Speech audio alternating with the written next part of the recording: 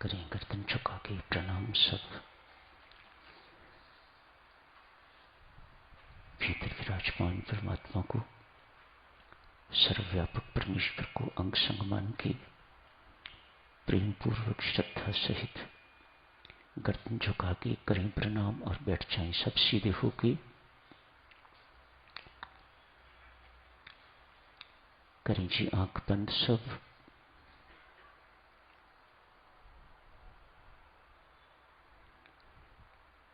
पीठ सीधी रखें,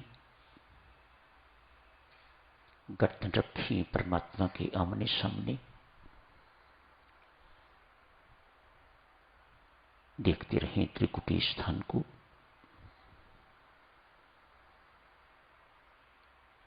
सब आंख बंद रखें जी।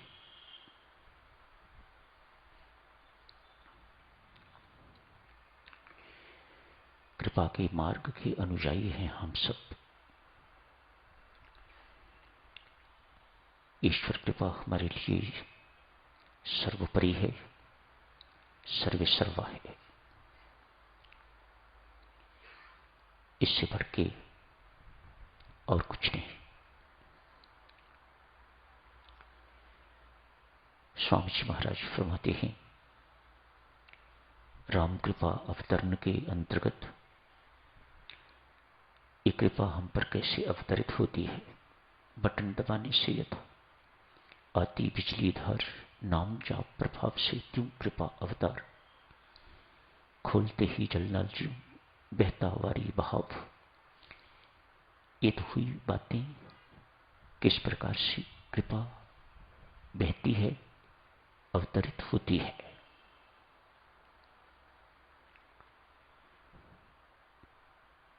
क्या उपाय हैं इस प्राप्ति के? किन उपायों से व्यक्ति परमात्मा की कृपा का पात्र बन जाता है? मान्यता तो ये है, देवाधिदेव उस कृपा सिंधु की कृपा सब पर बरसती है। कोई उसकी कृपा से वंचित हो ही नहीं सकता।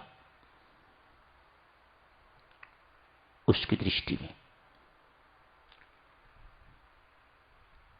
मूसलाधार वर्षा हो रही है।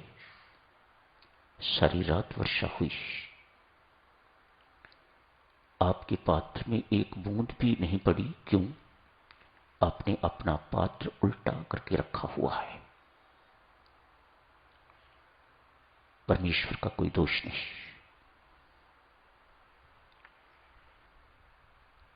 सूर्य का तेज प्रकाश सर्वत्र विद्यमान है।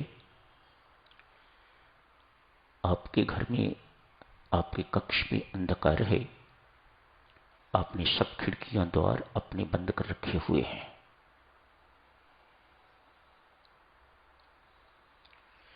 मूसलाधार वर्षा के बावजूद भी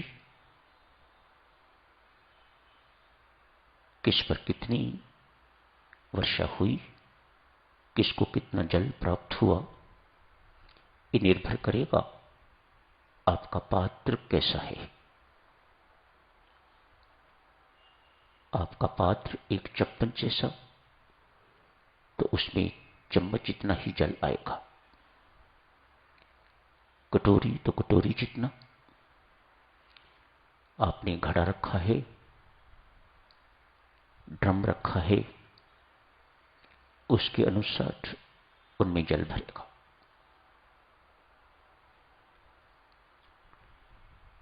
स्वामी जी महाराज अपने प्रवचनों में फरमाया करते, परमेश्वर की कृपा तो सब पर बरस रही है। हमें परमेश्वर से प्रार्थना करनी चाहिए, हे दयालु कृपालु परमात्मा, कृपा तो तेरी बरस रही है और कृपा कर हमारे ऊपर, ताकि हम तेरी कृपा को अधिक से अधिक ग्रहण कर सकें। मानो कृपा में कमी नहीं है। हमारी ग्रहणशीलता हमें ग्रहण करनी ही नहीं आती। बच्चा शिकायत करता है, मां मेरी से पढ़ाई नहीं होती। क्यों नहीं होती? You have a distracted mind. सारे संसार के बच्चे पढ़ते हैं, तेरी से पढ़ाई क्यों नहीं होती? तो कभी समय कहीं लगाता है, कभी समय कहीं लगाता है। तेरा मन अनेक जगहों पर लगा हुआ है, पढ़ाई में कैसे लगेगा? You have to have a concentrated mind. एकाग्रता चाहिए। एक मना होके पढ़ाई होती है, एक मना होके ही साधना होती है, एक मना होके ही नौकरी होती है, एक मना होके ही व्यापार होता है। इन सब में मन को लगाना पड़ता है।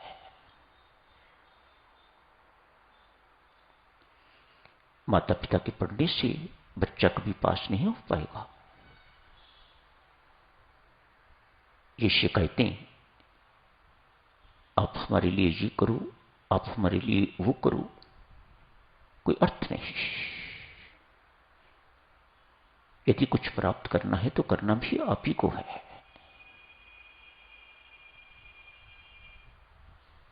करते बहुत कम है, उम्मीदें हमें बहुत हैं, बहुत एक्सपेक्टेशंस परमात्मा से। पात्र कैसे बढ़े हमारा? संत महात्मा समझाते हैं, साधना से पात्र बढ़ता है, बड़ा होता है। साधना बहुत महत्वपूर्ण है एक साधक के जीवन में। साधना करोगे तो आपकी पात्रता बढ़ती है। ये तो बात बढ़ने की हो गई। सर्वप्रथम तो प्रश्न ये है कि हम पात्र बने कैसे? संत महात्मा खोज के बाद हमें बहुत पते की बात समझाते हैं। दो ढंग हैं जिनसे हम परमात्मा की कृपा के पुण्य पात्र बन जाते हैं। जिन ढंगों से हमारे ऊपर परमात्मा की कृपा अवतरित होने लग जाती है। पहले नंबर पर सत्कर्म रखा है। धर्मानुकूल कर्म कीजिए। आपकी पत्नी से नहीं बनती, आपकी परिवार से नहीं बनती, आप जहां काम करते हैं वहां नहीं बनती, आपकी ग्राहकों से नहीं बनती, तो खोजना चाहिए। इन सब में तो दोष नहीं हो सकता, दोष आप ही में होगा। सत्कर्म कैसे होंगे? जब सद्गुण अंदर होंगे तो इनकी प्रेरणा से सत्कर्म होंगे। सद्गुण कब उभरेंगे? जब दुर्गुण दबेंगे। सब चीजें किस प्रकार से लिंक्ड हैं। दुर्गुण दोषों का दूर करना, अपने आप को सद्गुणों से संपन्न करना, सद्गुणों से प्रेरणा पाके सत्कर्म करना, ये एक ढंग है परमात्मा की कृपा की पात्रता पाने के लिए। दूसरा ढंग ईश्वर भक्ति। भक्ति गौनी भक्ति हो सकती है, मंदिरों में जाने वाली पूजा। भक्ति नाम भक्ति हो सकती है, भक्ति सिमरन भक्ति हो सकती है, भक्ति मानसिक भक्ति हो सकती है,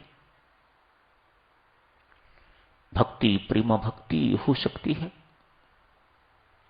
आप पर निर्भर करता है, आप किस श्रेणी के विद्यार्थी हैं, आपकी रुचि किस प्रकार की है, तदनुसार आप भक्ति करें। सद्गुण आएंगे, सत्कर्म करेंगे तो भक्ति भी आएगी, भक्ति होगी तो सद्गुण आएंगे, सत्कर्म भी होंगे। इनका भी आपस में बहुत गहरा संबंध है। भक्ति आएगी तो जीवन में सत्कर्म भी आएंगे, सद्गुण भी आएंगे। तो फिर शांति को कौन रोक सकता है, सफलता को कौन रोक सकता है? कोई नहीं। जीवन में ये आई ही नहीं, बसी ही नहीं। इनको हमने अपने जीवन में उतारा ही नहीं, इधर उधर भटकने में लगे हुए हैं। तो परमात्मा की कृपा की अपेक्षा कैसे रख सकते हैं? हां, नौकरी लगी रहेगी, व्यापार ठीक चलता रहेगा, घर परिवार ठीक चलता रहेगा। इन बातों का साधकजनों परमेश्वर की वास्तविक कृपा से कोई सरोकार नहीं है। धनवान यदि, करोड़पति यदि परमेश्वर का आराधना नहीं करता तो उसे यही समझना चाहिए कि मैं बासी खा रहा हूं। अभी उसने नया कमाना सीखा ही नहीं, पुराना खा रहा है। इसको संत महात्मा बासी कहते हैं। किसी संत ने बासी खाने वाले से पूछा, भिक्षा का पात्र हाथ में था, संत थे। कहा, माई अभी तो बासी खा रहे हो, आपने कहा है आपके घर में खाना नहीं है ताजा। संत ने पूछा, क्या खा रहे हो आप? बासी खा रहे हैं। बासी खत्म हो जाएगा तो क्या करोगे? तेरी तरह भीख मांगेंगे।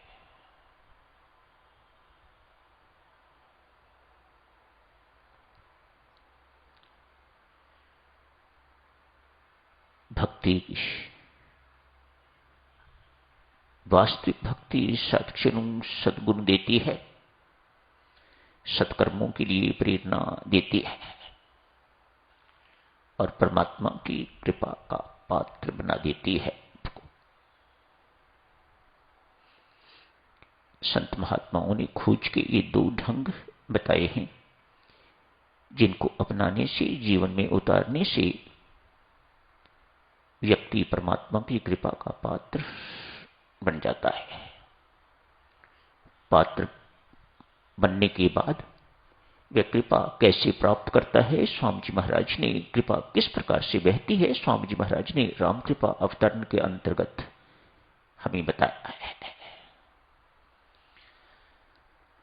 राम